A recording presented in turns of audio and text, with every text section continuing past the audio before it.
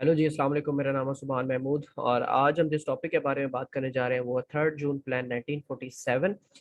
सबसे पहले इस प्लान का बैकग्राउंड समझ लेते हैं कि क्या वजह बनी कि ये 3 जून का प्लान लाना पड़ा, और इससे पहले जो प्लान थे उनका क्या इफेक्ट हुआ है इस प्लान के ऊपर, और इससे पहले क्या क्या जो है माशरे में चीज़ें चल रही हैं। सो लॉर्ड माउंटबेटन जो है वो ये प्लान लेकर आए थे। ठीक है, ये बात तो आप एमसीक्यूज के लिए भी याद कर लें। और असल में इसके बैकग्राउंड पे मुसलमानों के साथ क्या चल रहा था और पॉलिटिकल सिचुएशन क्या थी वो देख लेते हैं।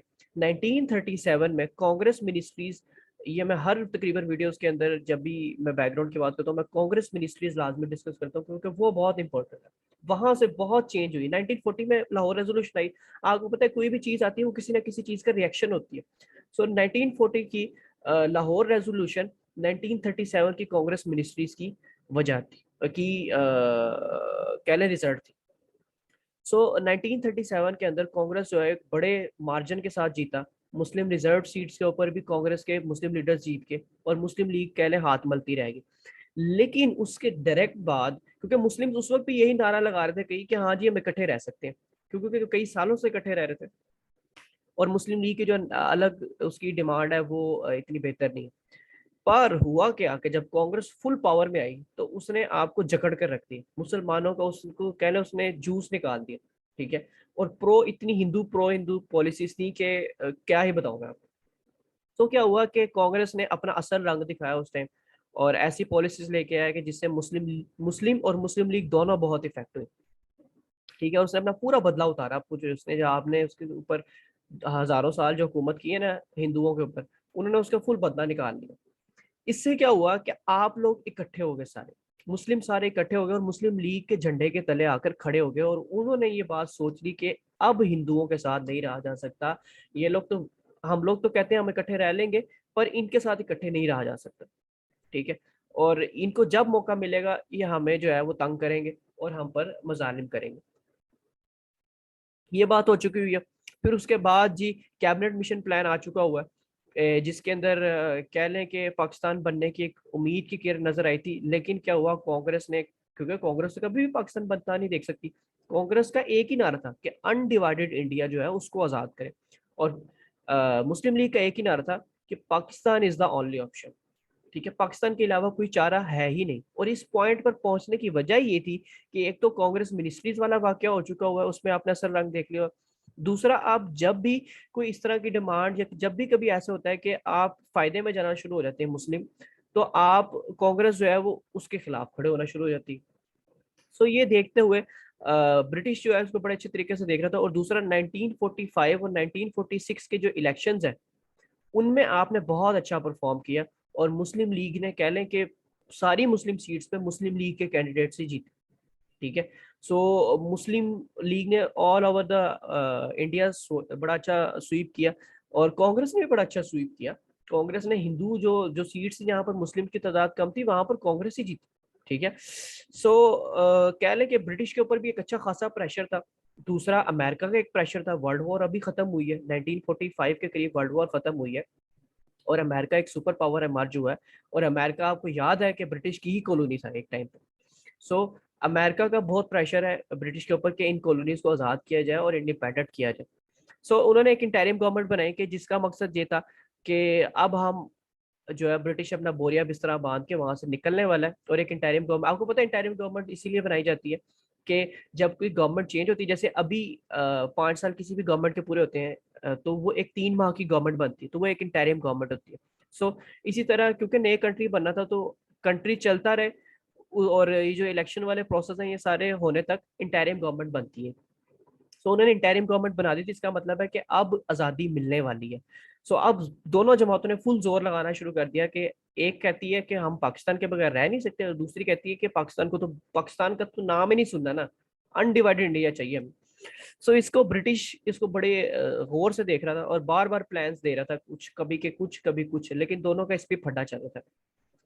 सो अब उस प्लान पे पहुंचे कि कोई प्लान नहीं आएगा, अब हम आप लोगों का फैसला करेंगे, और जो भी फैसला करेंगे आपकी म्यूचुअल अंडरस्टैंडिंग के साथ करेंगे, आपसे पूछ के करेंगे। लेकिन वो फैसला आपको बताया नहीं जाएगा, वो प्लान आपको बताया नहीं जाएगा क्या होगा। सो इस बिना पर इन लोगों ने एक प्लान सजेस्ट किया कि जिसके ऊपर कोई इनकार नहीं कर सकता, ठीक है, और जो प्लान बन गया सो बन गया। लॉर्ड माउंटबेटन ने वहां पर कह लें अगर तो ये म्यूचुअल अंडरस्टैंडिंग के साथ बना होता ना तो कश्मीर आज हमारे साथ होता, लेकिन ये कह लें अ काइंड ऑफ के इतनी म्यूचुअल अंडरस्टैंडिंग थी, लेकिन ये आज़ादी भी हम पर इम्पोज की गई इस तरह से कि हमारी मर्जी से हम आज़ादी नहीं दी गई, वो आज़ादी उस पे उसके अंदर भी कह लें हिंदुओं ने हमारा थोड़ा सा हक खा लिया। हिंदुओं से मतलब ये है कि कांग्रेस, उस टाइम की जो कांग्रेस जमात थी, वैसे तो डायरेक्टली हर इंसान जो लोग हैं वो इंसान ही है, इससे फर्क नहीं पड़ता कि हिंदू है या कोई क्रिश्चियन है क्या, हिंदू से मतलब मेरा जब भी होगा वो कांग्रेस ही होगा। सो इसको समझ लेते हैं सबसे पहले कि पंजाब और बंगाल को दो ग्रुप में डिवाइड करने का तरीका क्या है या उसकी वजह क्या है। वो ये थी कि सबसे पहले पाकिस्तान बना लेते हैं, ये बन गया जी पाकिस्तान, और ये बन गया जी इंडिया। यहाँ पर था बंगाल और असम, यहाँ पर था जूनागढ़, यहाँ पर था कश्मीर, ठीक है, और ये एरिया है पंजाब का, ये एरिया है केपी के, और बलूचिस्तान फाटा ये सारे इधर है। फिर जी ये एरिया है सिंध का, और यहाँ पर जो कह लें पानी है सारा, क्योंकि सिंध है ना आपको पता है। सो कुछ इस तरह से उन्होंने किया कि जो बंगाल और असम था आपको पता है इसकी पहले भी एक दफ़ा पार्टीशन हो चुकी है, कब हो चुकी है वो आप मुझे कमेंट में बताइएगा लाजमी। और 19 समथिंग में हो चुकी है वो, आपको बता देता हूँ, और एनरोलमेंट भी बताइएगा कब हुई थी, ये एक एमसीक्यू याद रहेगा। सो इसकी पहले भी एक दफा पार्टीशन हो चुकी है क्योंकि ये बहुत बड़ा एरिया था, ठीक है, और इसको कंट्रोल करना बहुत मुश्किल है। तो उन्होंने क्या कहा कि बंगाल को भी दो हिस्सों में बांट दिया गया, ईस्ट और वेस्ट बंगाल, और एक के अंदर हिंदू मेजोरिटी है और एक के अंदर मुस्लिम मेजोरिटी है, ठीक है। सो ये हिंदू और मुस्लिम मेजोरिटी के अंदर बांट दिया गया। फिर पंजाब को भी दो हिस्सों में बांट दिया गया, ये कह लें पंजाब कुछ इस तरह था। सो ये भी ईस्ट और वेस्ट पंजाब में बदल गया। अभी आपको पता है हिंदुस्तान के अंदर भी पंजाब मौजूद है, सो एक पंजाब उधर रह गया और एक पंजाब इधर आ गया। सो ये भी हिंदू और मुस्लिम पॉपुलेटेड इलाके के मुताबिक इसको भी डिवाइड कर दिया गया। सो एक में हिंदुओं की ज्यादा पॉपुलेशन है और एक में मुस्लिम की ज्यादा पॉपुलेशन है। तो मुस्लिम पॉपुलेशन इलाका जो है वो कह लें हमारे पास आ गया, पाकिस्तान का हिस्सा बन गया। और इसी तरह जो बंगाल और असम का मुस्लिम पॉपुलेटेड इलाका था वो बन गया पार्ट पाकिस्तान का, और जो था हिंदू पॉपुलेटेड इलाका वो बन गया पाक इंडिया का। अब इसके अंदर एक तो ये हमें चीजें पता चल गई जी, ये बन गया और ये भी बन गया, इनका डिसाइड हो गया। अभी काफी ज्यादा पोर्शन पड़ा है जिसको हमें देखना है कि वो कैसे डिवाइड हुआ। फिर जी सिंध का उन्होंने कहा कि सिंध जो है उसका फ्यूचर उसकी असेंबली तय करेगी, ठीक है, मतलब कि इस इसकी जो कॉन्स्टिट्यूएंट असेंबली है या इसकी जो फ्यूचर में जो असेंबली बनेगी लेजिस्लेटिव असेंबली, वही फैसला करेगी कि इसने पाकिस्तान के साथ जुड़ना है या इंडिया के साथ जुड़ना है। और ये तो ऑब्वियस बात है कि इसने पाकिस्तान के साथ जुड़ना है क्योंकि यहाँ पर बहुत ही ज्यादा मुस्लिम पॉपुलेशन इलाका है। और बलोचिस्तान का भी इसी से ही है कि बलोचिस्तान खुद डिसाइड करेगा कि वो किसके साथ जाना चाहता है, ठीक है। और इसी तरह अब ये था कि प्रिंसली स्टेट्स जो थी उनका मसला आ रहा था।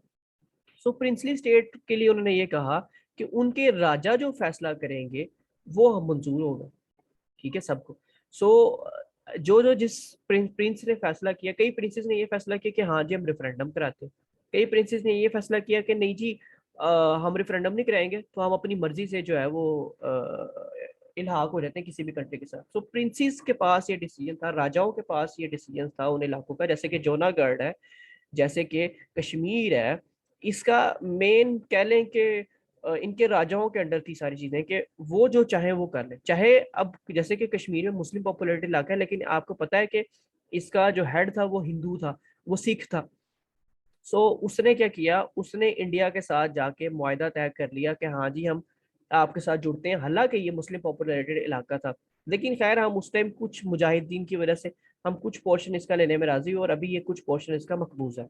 इसी तरह जौनागढ़ जो थी वो भी इसी तरह इंडिया के साथ इल्हाक होगी। और बंगाल का उन्होंने ये कहा था कि बंगाल में रेफरेंडम करवाया जाएगा कि वो ईस्ट बंगाल का प्रोविंस बनना चाहते हैं या वो असम के साथ रहना चाहते हैं या वो अपने आपको पाकिस्तान के साथ ज्वाइन करना चाहते हैं। तो खैर ये भी पाकिस्तान के साथ ज्वाइन हुए थे बंगाल, लेकिन उसके बाद इनके साथ मसले मसाइल के, वो हम देखेंगे अगली वीडियो में। ठीक है, बंगाल के बारे में और इन ये लोग क्यों रहते हुए सारा जो है वो हम अगली वीडियो में देखेंगे। सो अब क्या हुआ कि पाकिस्तान जो है वो क्रिएट हो गया। ठीक है, और ये सारे जो मसले मसाइल थे, और जो इतना कह लें कि कैबिनेट मिशन आया, क्रिप्स मिशन आया, और 3 जून प्लान आया, अब आपकी आखिर कह लें आपने जितनी मेहनत की थी उसका फल आपको मिल गया और पाकिस्तान बन गया। पाकिस्तान में नारे लगे, पाकिस्तान का मतलब क्या, ला इलाहा इल्लल्लाह, लोग दीवारों पर लिख रहे हैं, कांग्रेस के उधर नारे लग रहे हैं हिंदुस्तान की आज़ादी की, हर तरफ जश्न चल रहे हैं। तो आप खैर 15 अगस्त को आप आज़ाद हुए थे 1947 को। दोनों आप तभी आज़ाद हुए थे। आपने 14 अगस्त इस वजह से किया हुआ है क्योंकि आप लोग एक दिन वो मनाना नहीं चाहते आज़ादी। ठीक है, तो इसलिए आपने कहा जी हम लोग हिंदू और मुस्लिम से एक दिन कैसे मना सकते हैं। सो 14 अगस्त से रखा हुआ है, लेकिन हम आज़ाद 15 अगस्त को हुए थे। और मुस्लिम्स की अब असल स्ट्रगल तो कह लें कि अब स्टार्ट हुई थी मुस्लिम्स की, जो अब तक चल रही है। ठीक है, जो अभी तक कह लें कि मुल्क हमारा स्टेबल नहीं है। सो मुस्लिम्स की रियल स्ट्रगल जो है वो स्टार्ट हुई बाद में। पहले तो कह लें कि जस्ट एक छोटा सा प्रोसेस था, और असल स्ट्रगल तो अब स्टार्ट होनी थी ना उसके बाद, कि उस मुल्क को चलाना कैसे। आपने गाड़ी खरीद तो ली, उस गाड़ी में पेट्रोल कैसे डालना, उसका इंजन ऑयल मेंटेन करना है, उसको आपने चलाना कैसे है, उसकी ड्राइविंग सीखनी है, आपने सब कुछ सीखना है। नई गाड़ी आपने ले तो ली पर आपको चलानी नहीं आती। सो कह लें कि आखिर आपको पाकिस्तान मिल गया, और कायद अजम उसके पहले गवर्नर जनरल बने, और लियाकत अली खान उसके पहले प्राइम मिनिस्टर बने। ये एमसीक्यू के लिए काफी इंपॉर्टेंट है। लियाकत अली खान पहले प्राइम मिनिस्टर कौन है, वो है लियाकत अली खान। सो इसके बाद क्या हुआ, और इसके बाद कॉन्स्टिट्यूशन बनाने में क्या मुश्किलात आई, कॉन्स्टिट्यूशन बना कैसे, कौन कौन से कॉन्स्टिट्यूशन है, वो सारे हम देखेंगे नेक्स्ट वीडियो में। इस प्ले अभी पाकिस्तान अफेयर्स की प्लेलिस्ट को आप देखते रहें, तो उसके अंदर आपको ये सारे लेक्चर्स मेरे मिल जाएंगे। मेरे चैनल को सब्सक्राइब करना ना भूलेगा, और बेल आइकन लाजमी दबाएगा, ताकि इस प्लेलिस्ट की या किसी और प्लेलिस्ट की जो उसको आप देख रहे हैं उसकी कोई भी वीडियो आए तो वो आपको सबसे पहले मिले।